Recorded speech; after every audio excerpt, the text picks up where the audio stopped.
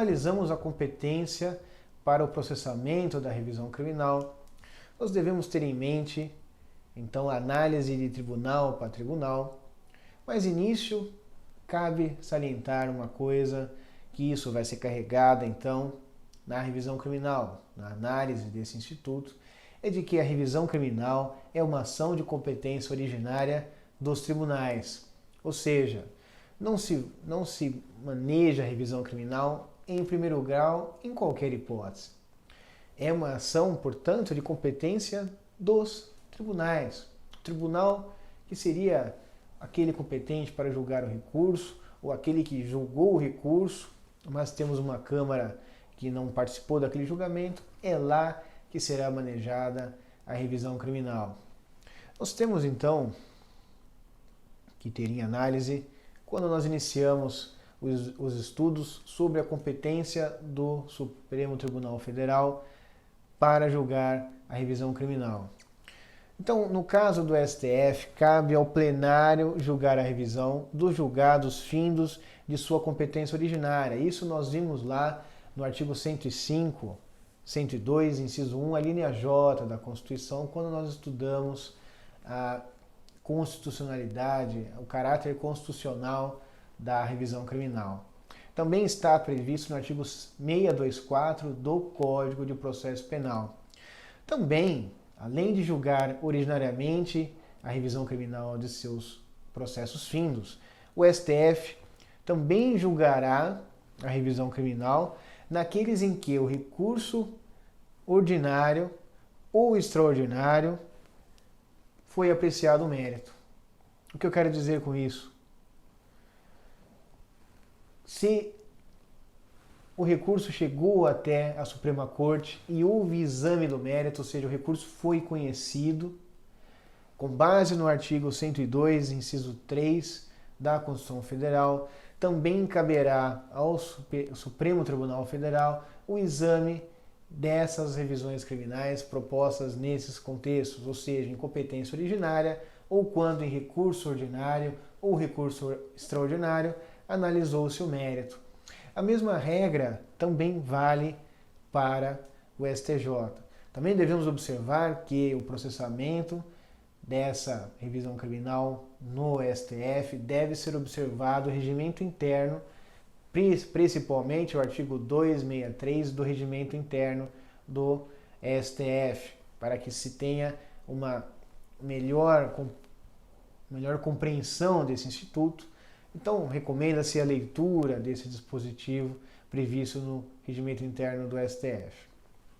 O STJ tem a mesma análise que nós podemos emprestar do que nós acabamos de falar no tocante ao Supremo Tribunal Federal, de que no artigo 105, inciso 1, a linha E da Constituição, o STJ, e a sua Corte Especial julgará as suas revisões criminais e, em demais casos, julgará a respectiva seção daquele tribunal.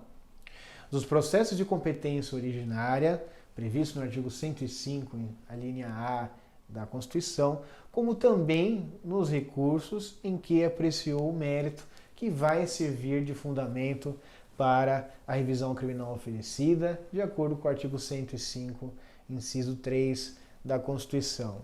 Também chamamos a atenção para que se observe no tocante à revisão criminal manejada no STJ o regimento interno daquele tribunal, principalmente o artigo 239 e 240 daquele regimento interno.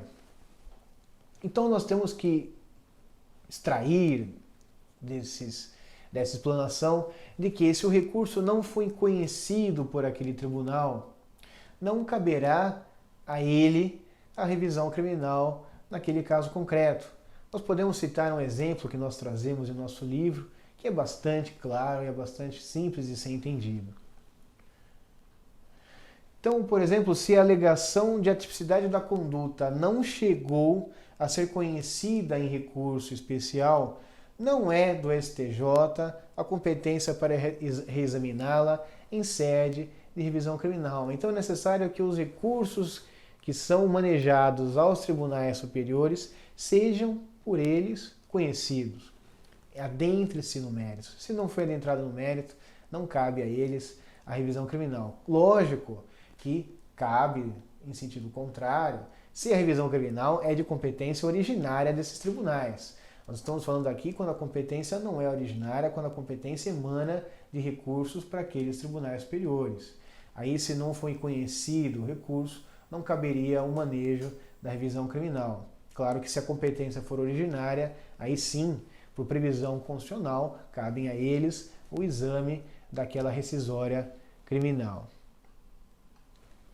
Agora nós temos um detalhe muito importante, e isso, como eu mencionei no início dessa explanação, não há ainda um entendimento solidificado quanto a isso, não há um entendimento pacificado quanto a isso que nós vamos abordar agora, que é a lacuna existente tanto na Constituição quanto no Código do Processo Penal acerca da revisão criminal, do órgão competente para examinar a revisão criminal de decisões provenientes dos juizados especiais criminais ante essa lacuna legislativa, sem previsão constitucional ou legal expressa.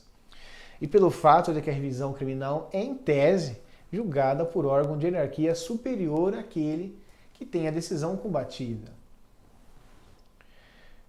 Então nós temos que ter, é importante mencionar, que o fato daquela decisão ser do juizado especial não impediria, por óbvio, um exame de uma revisão criminal. Os juizados especiais, nós todos sabemos, não são passíveis de não cometer erros. Cometem erros como todo e qualquer órgão jurisdicional. Então não haveria lógica constitucional em vetar a possibilidade de manejo de revisão criminal quando a sentença condenatória transitada em julgado provier desses tribunais. Então, em linhas gerais, o debate jurisprudencial e doutrinário cabe justamente nessa parte da explanação, quando nós tratamos das decisões emanadas dos juizados especiais. E aqui, então, a doutrina diverge da seguinte forma. Parte da doutrina defende de que compete à própria turma recursal julgar revisão criminal emanada de decisão de juízes do Juizado Especial Criminal e da própria turma recursal. No entanto, há um problema que NUT, por exemplo, tenta solucionar essa questão nomeando outros juízes de outras turmas recursais para atuar naquele caso, quando, por exemplo, nós estamos diante de comarcas pequenas em que há poucos juízes do juizado, às vezes há apenas um, e a turma recursal é composta por 2 ou 3, e às vezes houve a participação desses juízes no processo, então convocariam-se outros juízes de outros juizados especiais para atuar naquela revisão criminal. Então entende-se por esse posicionamento de que caberia à própria turma recursal rever os seus julgados, rever os julgados emanados de juízes de primeiro grau. Nós também temos outros posicionamentos e nós concordamos agora com a explanação que irá advir, é que compete ao Supremo Tribunal Federal a revisão criminal dos julgados emanados das turmas recursais dos juizados especiais criminais. Isso é reforçado pela súmula 640 do STF e pela súmula 203/203 do STJ. Nós temos também que analisar a seguinte observação. A Lei 9.099 não veda a aplicação do Código do Processo Penal se a previsão observada no CPP não for contrária à Lei dos Juizados Especiais. Ou seja, então a própria Lei 9.099 permite a aplicação subsidiária do Código Penal ou do Código do Processo Penal se não houver colisão, se não for contrária aos seus institutos. Então aqui nós poderemos muito bem aplicar subsidiariamente o CPP no tocante à lacuna legislativa dentro da Lei 9.099/95. Então, nós podemos resolver muito facilmente isso e, obviamente, amparado nessas súmulas do STF e do STJ, de que compete ao STF o julgamento da revisão criminal emanada das turmas dos juizados especiais. E nós aqui podemos trazer dois fundamentos principais por adotarmos esse posicionamento. O primeiro é porque não há limitação à revisão criminal, mesmo se tratando de GCRIM. Isso eu acabei de mencionar para vocês. Não é a lacuna legislativa prevista na Lei 9.099 que vai impedir o manejo dessa ação autônoma de impugnação que tem caráter constitucional e irradia seus efeitos no processo penal. O segundo motivo é o fato da composição da turma dos juizados especiais criminais serem de magistrados de primeiro grau, o que viola o fato da competência para julgar a revisão criminal ser afeta aos tribunais. Então nós sabemos que as turmas dos juizados especiais são compostas por juízes de primeiro grau.